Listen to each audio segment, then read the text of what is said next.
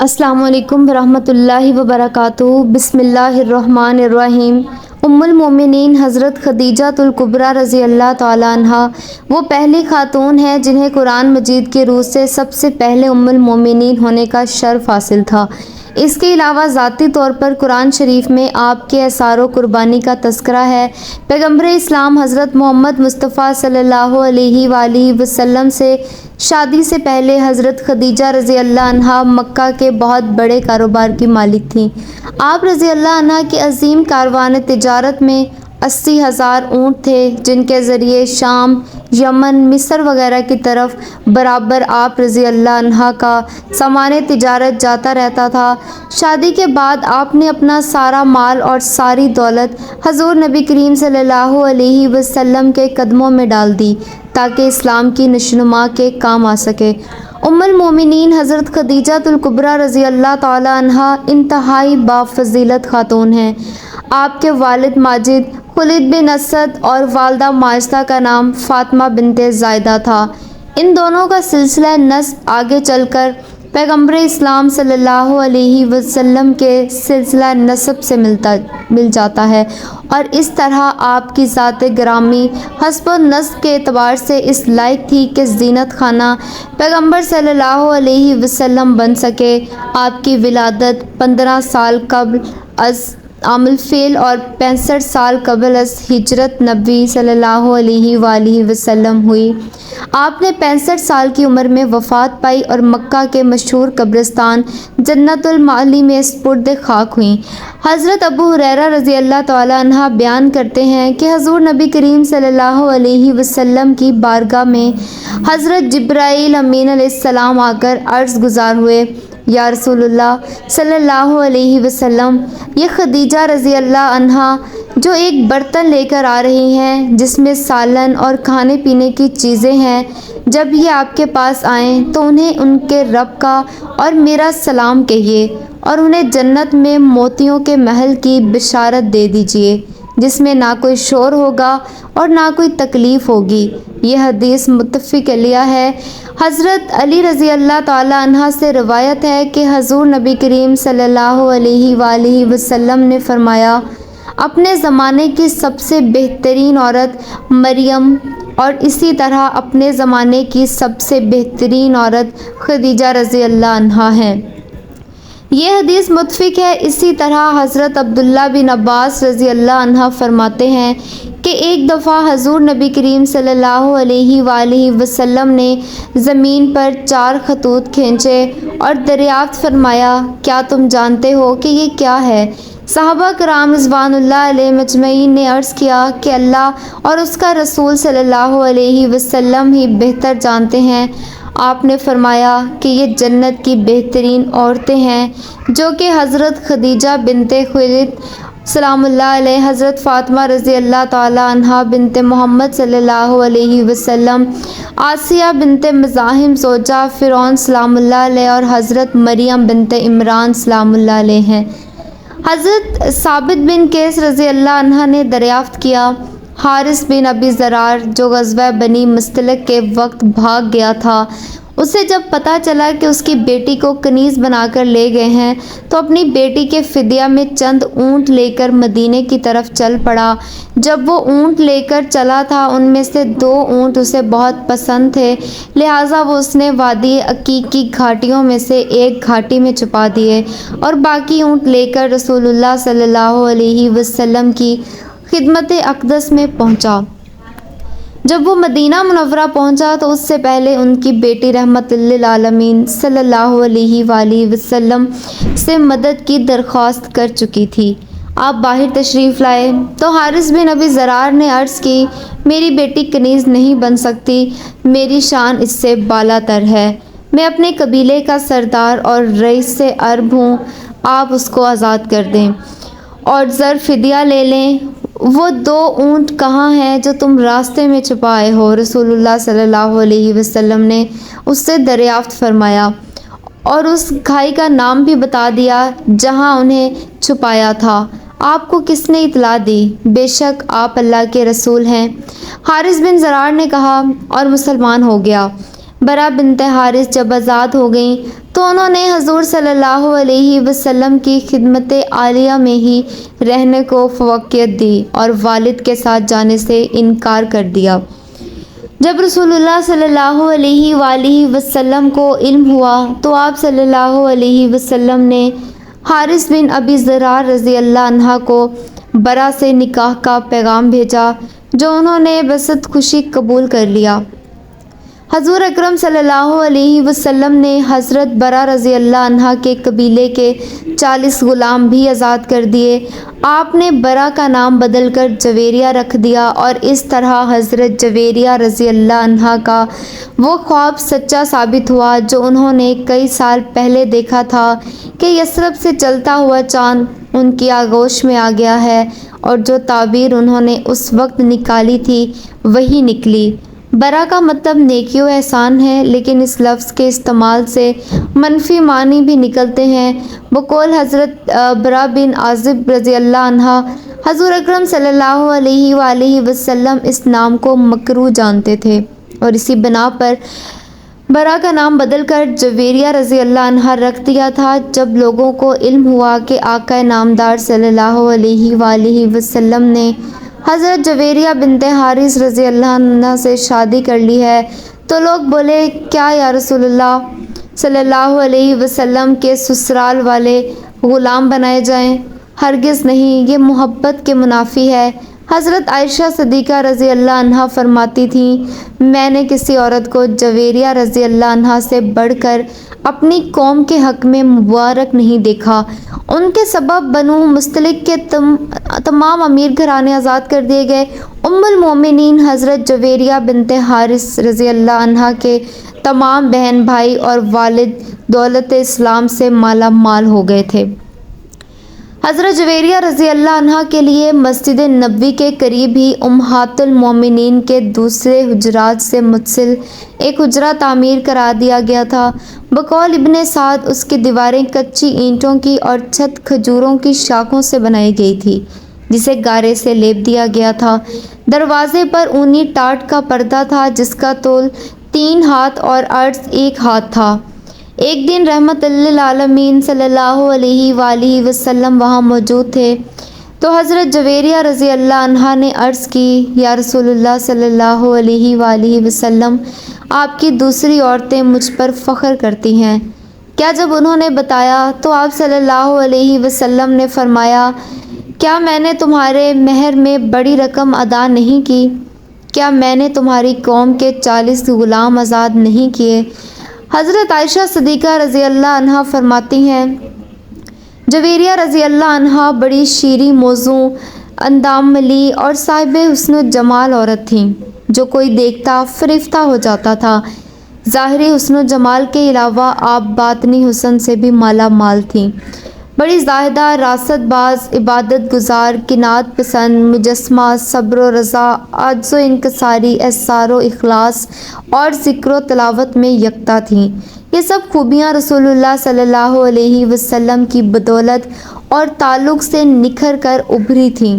اہل سیر بیان کرتے ہیں کہ ایک دن حبیب اللہ صلی اللہ علیہ وآلہ وسلم نماز فجر کے بعد سیدھے حضرت جویریہ رضی اللہ عنہ کے پاس باہر تشریف لائے تو اس وقت وہ اپنے مصلی پر بیٹھی مشغول عبادت کر رہی تھیں۔ نور مجسم صلی اللہ علیہ وآلہ وسلم چاشت کے وقت ان کے پاس تشریف لائے تو ان کو مصلی پر بیٹھے پایا تو فرمایا، جب سے باہر گیا ہوں اس وقت سے تم اسی جگہ یوں ہی بیٹھی ہو۔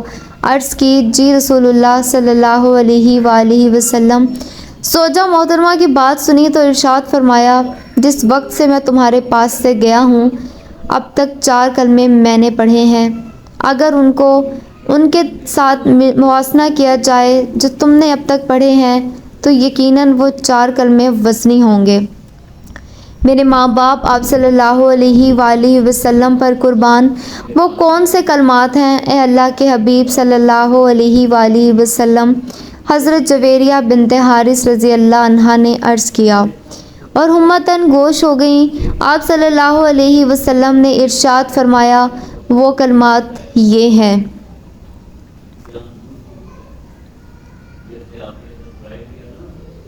کلمات کلمات بتانے کا مقصد یہ تھا کہ اپنے ذکر میں ان کلمات کو بھی شامل کر لیں جو بظاہر کم ہیں لیکن مطلوب زیادہ ہے۔ ام المومنین سیدہ حضرت جویریہ بنت حارث رضی اللہ عنہا روحانی بالیدگی اور تزکیہ نفس کی خاطر نفلی روزے کا خاص اہتمام فرماتی تھیں، خاص طور پر جمعۃ المبارک کو روزہ رکھتی تھیں۔ ایک مرتبہ جمعۃ المبارک کو حضور اکرم صلی اللہ علیہ وسلم ان کے ہاں تشریف لے گئے۔ اس دن ان کا روزہ تھا۔ پوچھا گزشتہ کل روزہ رکھا تھا؟ نہیں یا رسول اللہ صلی اللہ علیہ وآلہ وسلم، انہوں نے جواب دیا۔ کیا آنے والے کل کو روزہ رکھنے کا ارادہ ہے؟ رسول اللہ صلی اللہ علیہ وسلم نے دریافت کیا، جی ارادہ تو نہیں ہے۔ حضرت جویریہ رضی اللہ عنہا نے عرض کیا، سنا تو فرمایا افطار کر دو۔ حکم کی دیر تھی کہ انہوں نے روزہ افطار کر لیا۔ اس سے امت کی تعلیم مقصود تھی کہ کسی خاص دن کو نفلی روزے کے لیے مخصوص نہیں کر لینا چاہیے تاکہ یہود و نصاری کے ساتھ مشابہت کا موجب نہ ہو جائے، کیونکہ وہ معین دن کی تعظیم کرتے ہیں۔ یہ معین دن ہفتہ اور اتوار ہے، نیز روز جمعہ روز عید ہے، جیسا کہ حدیث پاک میں وارد ہوا ہے، لہٰذا اس دن روزہ رکھنا مناسب نہ ہوگا۔ ایک مرتبہ آپ صلی اللہ علیہ وسلم حضرت جویریہ رضی اللہ تعالیٰ عنہ کے گھر تشریف لے گئے اور پوچھا کچھ کھانے کو ہے؟ میری کنیز نے صدقے کا گوشت دیا تھا، وہی رکھا ہے، اس کے سوا اور کچھ نہیں۔ انہوں نے عرض کیا تو فرمایا اسے اٹھا لاؤ، کیونکہ صدقہ جس کو دیا گیا تھا اس کو پہنچ چکا۔ ام المومنین سیدہ جویریہ بنت حارث رضی اللہ عنہا حضور اکرم صلی اللہ علیہ وسلم کی زوجیت کے نور و نکھت سے بھرپور فضاؤں میں بے مثل زندگی گزار رہی تھیں۔ وہم و گمان بھی نہیں تھا کہ یہ حسین و خوشگوار زندگی صرف 6 سالوں پر محیط ہے اور اس کے بعد وہ بیوی و جدائی کا داغ دے کر اپنے رفیق اعلیٰ کے پاس تشریف لے جائیں گے۔ جب رسالت مآب صلی اللہ علیہ وآلہ وسلم نے وصال فرمایا تو دنیا اندھیر ہو گئی۔ یقین نہیں آتا تھا کہ آنکھیں جو دیکھ رہی ہیں وہ حقیقت ہے۔ دل میں ہول اٹھتا تھا، آنکھوں سے اشک رواں تھے، لیکن لبوں پہ یہ الفاظ تھے، اے باری تعالیٰ تو جس حال میں مجھے رکھے میں ویسے ہی راضی ہوں، مجھے حوصلہ عطا فرما۔ اس وقت ان کی عمر مبارک 26 سال کی تھی۔ زندگی کی طویل راہیں سامنے پھیلی ہوئی تھیں۔ تھوڑے ہی فاصلے پر حجرہ عائشہ صدیقہ رضی اللہ عنہا میں محبت کرنے والا شوہر، اللہ کا محبوب رحمت للعالمین اور خاتم الانبیاء صلی اللہ علیہ وآلہ وسلم ابدی آرام فرما رہے تھے۔ جب فراق و جدائی کی کسک بہت بے تاب کر دیتی اور ملاقات کو دل چاہتا تو ام المومنین سیدہ حضرت جویریہ رضی اللہ عنہا اپنے حجرے سے نکل کر حجرہ عائشہ رضی اللہ تعالیٰ عنہ میں تشریف لے جاتی، سلام عرض کرتی، قدموں میں بیٹھ جاتی۔ بے اختیار آنکھوں میں آنسوؤں کے ستارے جھلملانے لگتے، دل میں باتیں کرنے لگتی، یوں احساس ہوتا جیسے محبوب رب محبوب صلی اللہ علیہ وآلہ وسلم قریب بیٹھے باتیں سن رہے ہوں۔ دل تو نہیں چاہتا تھا کہ وہاں سے اٹھیں، لیکن بعد نخواستہ اٹھنا پڑتا اور پھر اپنے حجرے میں تشریف لے جاتی اور یاد الہی میں مصروف ہو جاتی۔ حالات کچھ بھی تھے، لیکن امہات المومنین صلی اللہ علیہ وآلہ وسلم جو موجود تھیں، ان کی بدرجہ اولی عزت و تکریم کی گئی، ان کی ضروریات کا دھیان رکھا گیا، ان سے رہنمائی حاصل کی گئی اور ہر خلیفہ کی یہ کوشش رہی کہ ان کو کوئی تکلیف نہ پہنچے۔ حضرت امیر معاویہ رضی اللہ عنہ تو امہات المومنین رضی اللہ عنہ کی خدمت باعث افتخار و سعادت سمجھتے تھے۔ انہوں نے حضرت سیدنا حضرت جویریہ رضی اللہ عنہ کا سالانہ وظیفہ 12,000 مقرر کر رکھا تھا، اس کے علاوہ بھی تحائف ارسال کرتے رہتے تھے۔ حضور اکرم صلی اللہ علیہ وآلہ وسلم سے سیدہ حضرت جویریہ رضی اللہ عنہ کو جدا ہوئے 45 سال ہو گئے۔ اس وقت ان کی عمر 71 سال تھی۔ یہ ربیع الاول 56 ہجری کا واقعہ ہے۔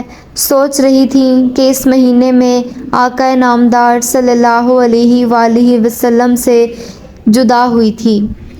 یہاں پہنچ کر ان کی سوچیں گہری ہو گئیں۔ محبت اور اتباع کی یہ بھی تو صورت ہے کہ اس مہینے بلاوا آ جائے، اور پھر بلاوا آ گیا۔ طویل جدائی کے بعد اب اصل کا وقت آ گیا تھا۔ آپ صلی اللہ علیہ وآلہ وسلم پہلے سے تیار تھیں، اور پھر روح قدس عنصری سے پرواز کر گئی۔ ان دنوں حضرت امیر معاویہ رضی اللہ عنہ کی طرف سے مدینہ منورہ میں مروان بن حکم حاکم تھا۔ انہوں نے ام المومنین سیدہ حضرت جویریہ بنت حارث رضی اللہ عنہا کی نماز جنازہ پڑھائی اور جنت البقیع میں دفن ہو گئیں۔ کتب معتبرہ میں ان سے 7 احادیث مروی ہیں، جن میں سے 2 بخاری شریف میں، 2 مسلم شریف میں اور 3 دیگر کتب میں ہیں۔ آپ رضی اللہ عنہ کے بہن بھائی بھی مسلمان ہو گئے تھے۔ ان کے بھائی حضرت عمرو بن حارث رضی اللہ عنہ سے ایک حدیث پاک مروی ہے، کہتے ہیں اللہ کی قسم رسول اللہ صلی اللہ علیہ وآلہ وسلم نے وصال کے وقت نہ دینار چھوڑا، نہ درہم، نہ غلام، نہ لونڈی، نہ اور کوئی چیز، صرف ایک سفید خچر تھا یا ہتھیار تھے یا کچھ زمین تھی جسے آپ نے صدقہ فرما دیا۔ حضرت عمرو بن حارث رضی اللہ عنہ کی بہن سے بھی درج ذیل حدیث مروی ہیں۔ رسول اللہ صلی اللہ علیہ وآلہ وسلم نے فرمایا کہ دنیا بظاہر بڑی شاداب اور شیریں معلوم ہوتی ہے۔ 10 رمضان المبارک ام المومنین حضرت خدیجہ الکبریٰ رضی اللہ تعالی عنہا کی یوم وفات ہے۔ حضرت خدیجہ الکبریٰ رضی اللہ تعالی عنہا حضور صلی اللہ علیہ وآلہ وسلم کی پہلی زوجہ محترمہ تھیں۔ حضور صلی اللہ علیہ وسلم کی حضرت خدیجہ الکبریٰ رضی اللہ عنہا کے ساتھ محبت کا عالم یہ تھا کہ ان کی زندگی کے دوران حضور صلی اللہ علیہ وآلہ وسلم نے دوسرا کوئی نکاح نہیں فرمایا تھا۔ حضور صلی اللہ علیہ وآلہ وسلم حضرت خدیجہ الکبریٰ رضی اللہ تعالی عنہا کے بارے میں فرماتے ہیں کہ تم سے بہتر مجھے کوئی بیوی نہیں ملی، کیونکہ انہوں نے ایمان لا کر اس وقت میرا ساتھ دیا جب کفار نے مجھ پر ظلم و ستم کی حد کر رکھی تھی۔ انہوں نے اس وقت میری مالی مدد کی جب دوسروں نے مجھے اس سے محروم کر رکھا تھا۔ اس کے علاوہ ان سے مجھے اللہ نے اولاد کی نعمت سے سرفراز فرمایا۔ حضرت خدیجہ الکبریٰ رضی اللہ تعالی عنہا کے ساتھ حضور صلی اللہ علیہ وسلم کی بے پناہ محبت تھی، لیکن کیا آپ کے علم میں ہے کہ حضرت خدیجہ الکبریٰ رضی اللہ تعالی عنہا کی نماز جنازہ نہیں پڑھائی گئی تھی، کیونکہ اس وقت نماز جنازہ سمیت 5 وقت کی نماز فرض ہی نہیں ہوئی تھی۔ اسی طرح رمضان کا مہینہ ہونے کے باوجود کوئی فرد روزے بھی نہ رکھتا تھا، کیونکہ اس وقت روزے بھی فرض نہیں ہوئے تھے۔ اسی سال رسول اللہ صلی اللہ علیہ وسلم کے محبوب چچا جناب ابو طالب بھی اس دنیا سے پردہ فرما گئے، اور 2 عظیم صدموں نے حضور صلی اللہ علیہ وسلم کو بہت مغموم کر دیا۔ اسی لیے اس سال کو عام الحزن یعنی غم کا سال کہا جاتا ہے۔ حضرت خدیجہ الکبریٰ رضی اللہ تعالی عنہا کی وفات مدینہ کی ہجرت اور نماز فرض ہونے سے قبل اسی سال ہوئی جب حضرت ابو طالب کی وفات ہوئی۔ روایات کے مطابق انہیں جنت میں موتیوں سے تیار کردہ گھر ملے گا۔ حضرت محمد صلی اللہ علیہ وآلہ وسلم خود ان کی قبر میں اترے اور اپنی سب سے بڑی غمگسار کو سپرد خاک فرمایا۔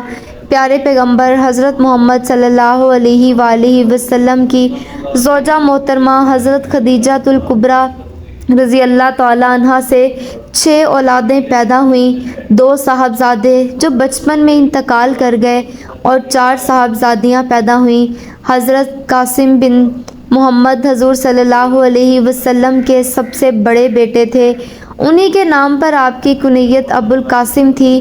ان کے بعد حضرت زینب رضی اللہ عنہا بنت محمد صلی اللہ علیہ وسلم حضور کی سب سے بڑی صاحبزادی تھیں۔